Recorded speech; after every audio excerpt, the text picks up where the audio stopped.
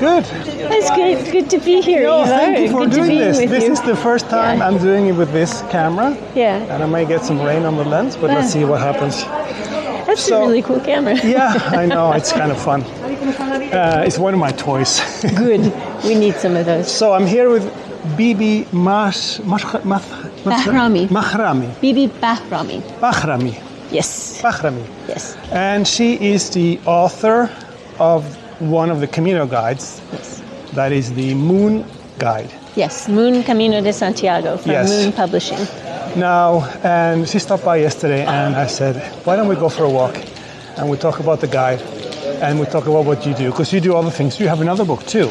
I Another do. Camino book. I have several other books. Actually, many of them intersect with the Camino, but the other one that's core Camino is called The Way of the Wild Goose.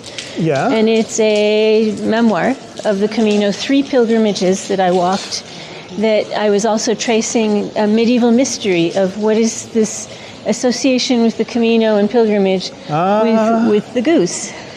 With the like- goose? What is the connection Yeah. there? Let's go underneath. Sure, sure. I don't know the connection. I know. What is is there a connection? There is a connection. Okay. But when I first heard of it, I had exactly your reaction. Yes. Which was like, what?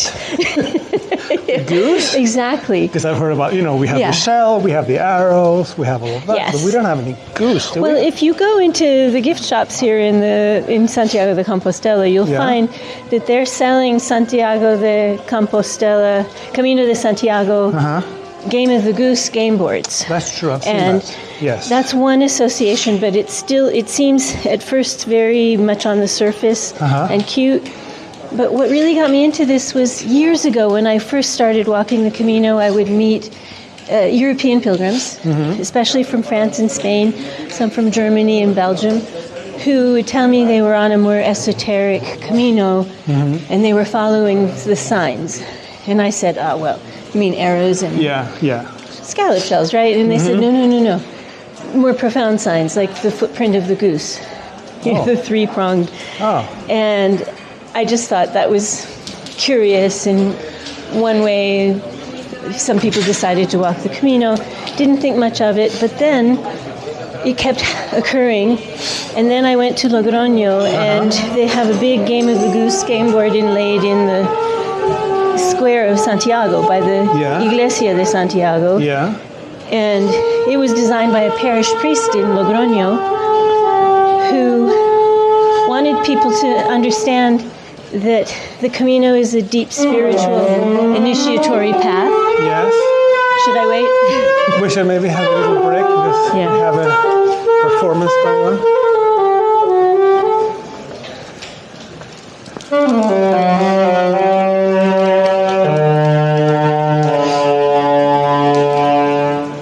So this parish priest from Logroño was saying that the Camino de Santiago is a deep initiatory spiritual path, and especially if you wake up to that fact and pay more attention, become more present, and that the Game of the Goose is a map and a metaphor for the Camino, and both are metaphors for life.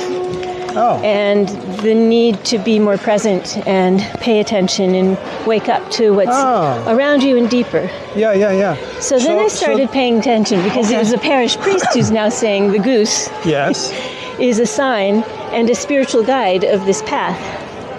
Wow. And so then you started writing a book, but what's the book about? Well, it took years. The book is actually about this journey of exploration, discovery, to find the goose. Like an inner discovery then while you... Both, yeah. Oh. It started as an intellectual curiosity and saying, now I need to really find out what the goose has to do with the Camino. Yeah.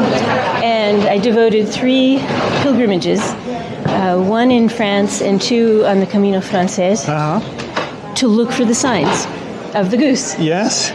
And not only did I find them, I found them in medieval architecture and engravings. I found them in archaeology. Because you're an anthropologist as I'm an well. anthropologist, yes. Yes, because I read that about you, because I was reading up on you before. So all this overlaps a little bit, right? It all overlaps, and it kept reinforcing things. Yes. And then I started finding that there's this older folkloric traditions all across Europe that involve the sacred feminine and the goose. And this is also associated with places on the Camino where you have Marian churches devoted to Mary. And they're also goose places. They're older places where there might have been an earlier pre-Christian female divinity worshipped or honored there. So all these things just started lining up. Yes. So the book is actually about these 3 pilgrimages. It starts as an intellectual journey, and it became an initiatory journey. You have my ubication. As well, which I didn't expect. Yes. That was the surprise, was that it's actually so effective. Looking for signs. Yes. Because it makes you so present. That's true. That I started seeing more, and then before I knew it, I was like one of these pilgrims that I had met before who were on an initiatory path. There you go. But I really didn't expect. Do you still look for those things when you walk now? Oh my God, I do, and they keep showing up. Yeah. And I warn people, if you're going to read The Way of the Wild Goose or start looking for, these connections yourself, yes, you're going to see geese everywhere. They're going to start showing up. Oh, this is so cheerful to wander around Santiago in the rain with you. I know. I haven't done this before, but this is fun. Yes. Okay, so look for goose people when you're walking. Is that what you're saying? Kind of look for... And look for the 3-pronged footprint. Yes, which is like the footprint of the goose. The goose. Yeah. And ducks and swans are also a part of this, just so you know. Interesting. Yes. What about your guidebook? Is your guidebook, I started selling your guidebook, then I'm not selling it now. It's logistics issues. We don't need to get into it. Yeah. I really want to sell it, but I sold it for a while, and it's a nice book, but it's a big book. It's a big book. Is that Camino guide that you made? Is it made for sitting and dreaming at home before and planning it at home, or do you think people are taking it with them and They're walking doing with both. them? They're doing both because the reason it's so much bigger than the other guidebooks is it brings in a lot more information about every place you're walking through, all the layers of not just the history. And it gives you ideas of side trips and other places to which visit. medieval pilgrims would have made. Yes. So it's very much a part of the Camino. So it's not as much as the other guys that are more like phone numbers to book albergues and maps to where to go, and that's it. Your book is more of a fuller guide. And I wanted that information because I didn't want people to miss things that are really special and unique to the Camino. Or, they might be in a small village and they see this pretty church. And so many people don't know that many of these churches were built over earlier Iron Age sites. I'm sure. That then Romans built over, and then Visigoths and Muslims and. Let's go up on the Quintana. So as people can see, it's raining, and it's because we're in Santiago. That's why. There's no surprise. It's been raining for 3-4 weeks in a row. I think in 10 days. I've been walking in that rain. Yeah, that's right. We should talk about that too. Sure. How was this? How many people are at home now? Maybe there are a few people maybe that are doing a winter Camino. How was the albergue situation? How was your experience this time? I found this year more albergues were closing earlier than usual. And I think it might have been a combination of people were tired. This was a very demanding year. Yeah. And the weather. Yeah. But on the other hand, the pilgrims, we kept coming. So wound up walking longer distances looking for places to stay. And it really was, I think my feet were wet constantly for the last 3 weeks. I've heard more places that decided to close down like November 1st this year. And we're closed November 1st till March 1st, something like that. Yeah. Right, and some of those same places that really closed hard on November 1st were closed by mid-October. But still you were able to find places to sleep at, right? Still, So it wasn't a problem. We rallied together and worked it out. Right. Pilgrims help each other. That's and true. Locals too, they're wonderful. Where do you want to go? Oh. Are you wet? I'm good. Are you good? I'm good. Yeah. Let's just do it. At this point, I don't mind getting wet. I have good shoes, done with and being dry. And you have to. And we have rain equipment, so that's good. Right. My socks are drier right now than they have been for 3 weeks. Oh, that's good. Good. Okay, so the situation out on the trail now is good. Many places are closed, as far as I've also heard. Right. But it's still not a problem finding places to sleep. We also had, we had this unusual storm system, Domingo, that's been hitting the north. Yes. And the trail was just rivers and streams and gullies. That's another reason why our feet were always wet. Yeah. And some places the trail was closed and we had to detour up to the road and go around. There were a lot of down trees. And I'm sure very rivers unusual. flooding in rivers and bridges, and you have to go around and things like that. Yes. Because we've had, 3-4 weeks ago, well, maybe not so long ago, 2-3 weeks ago, there was a few storms coming through. Like, we had 1 week, we had 2 big storms coming in the same week, with 2 floodings in Old Town Santiago in 9 days. I read about that in the local papers. So that was awful. So we had like summer, 33 degrees. Yes. All the way through far into a month ago. Yes. And then boom, one day.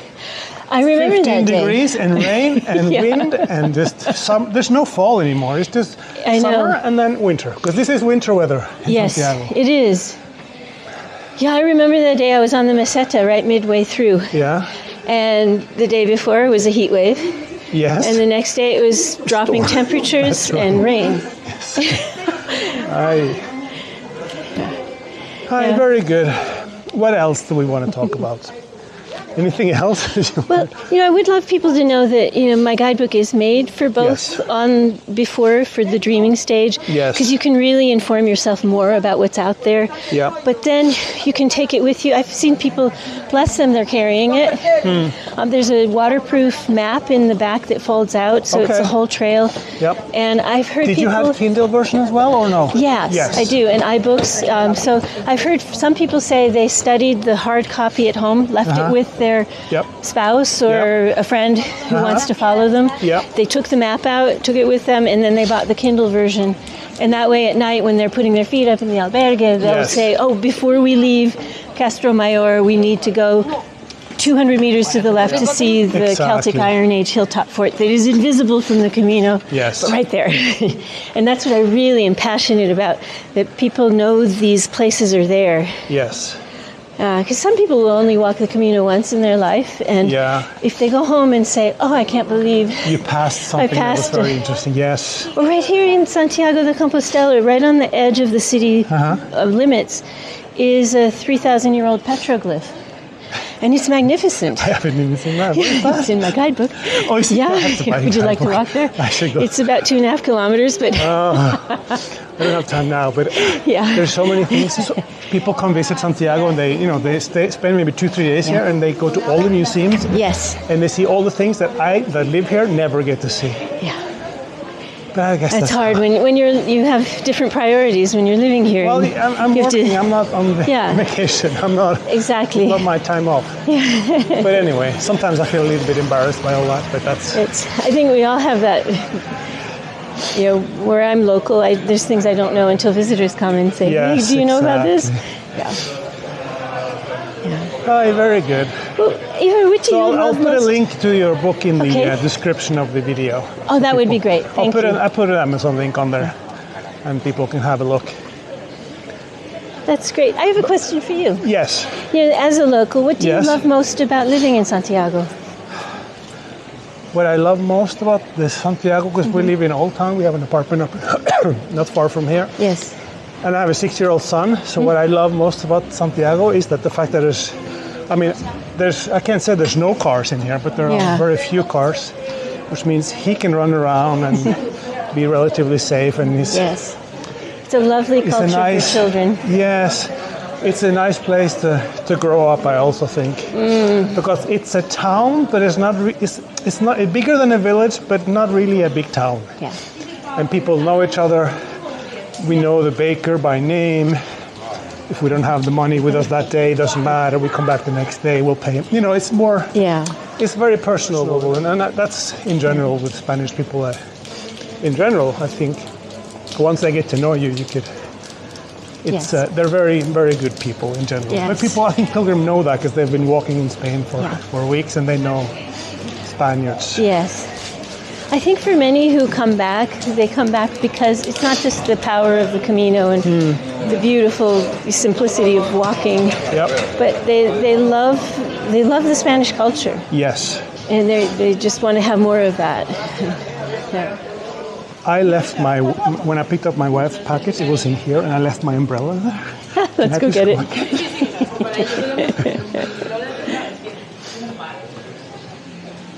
Hola. Dejé mis paraguas. Gracias. Well, and another wonderful thing about Santiago, it's still there. Yes, that's right. No, that's right. No, I wasn't worried about that. No, that's totally not a problem. Hi. Very good. So let's go over there, and then we go down right, and we come back. Okay, down that again. sounds great. I love this city. Yes, right? How many times have you been here now? I've lost count. I first came here in 1995. That was my first Camino, a very small segment. I didn't walk the whole, what people consider the whole Camino. But it was enough to initiate me to the magic. Of Do you have a favorite? Pilgrimage. Route? Yeah. Or maybe it's the wrong question to ask if you have a favorite route. Did you have a favorite time when you walked it? Because I get sometimes, I don't know, I have a feeling that when people say their favorite route is this and this route, is when they have the best time. It's the season. And maybe it has to do with people they walk with, not so much the route. Yes. Yeah. Yeah. Well, as far as time, I mean, if you mean time of year or season, this is usually my favorite time of year to walk, and usually the weather isn't quite so dramatic. Last year was very dry winter. We had a very dry winter last year, so this year is very different. Yes. But this winter is kind of like the weather we had like 10-15 years ago.